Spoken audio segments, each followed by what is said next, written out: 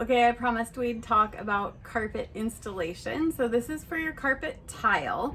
And not only do you have to choose what size tile you want, but you also have to choose how you're going to install it. So right now we're talking about 24 by 24 tiles, which are very common and sort of the beginning of the carpet tile phenomenon. And there are many ways you can install it. Installation patterns or installation direction. This one is called quarter turn, and you can really see how each tile is turned against the last one, and you start to get this subtle checkerboard pattern.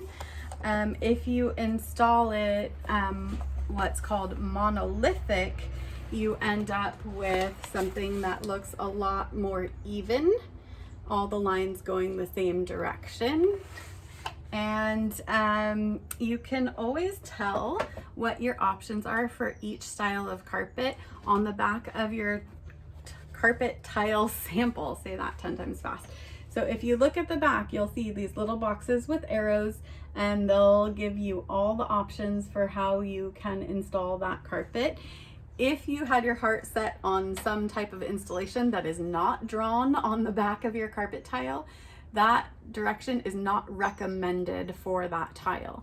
Sometimes what you'll see is if you install certain carpets in certain directions, you'll get a warped look on the floor, which is very disorienting.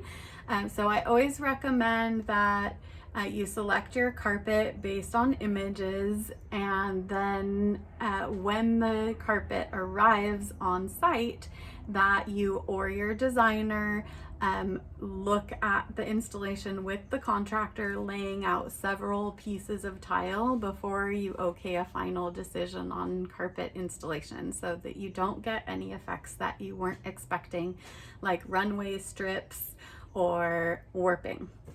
If you have any questions about how to install your carpet, I will be back and talk about what the options are for the other tile sizes, but you're welcome to PM me with any specific question if you're about to install your carpet or if you need some help selecting.